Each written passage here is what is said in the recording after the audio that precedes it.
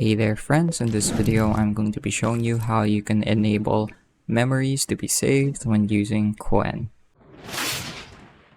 So memories are really important for certain AI tools, especially if you'd like to have if you'd like your model to follow a consistent set of instructions or reference past responses. So to get started, simply click on your name here at the bottom left hand side of your screen and click on settings. So this should bring up this screen, and underneath chat or personalization, you're going to see the option called memory. And here you can click on these boxes, click on these sliders to enable or disable them.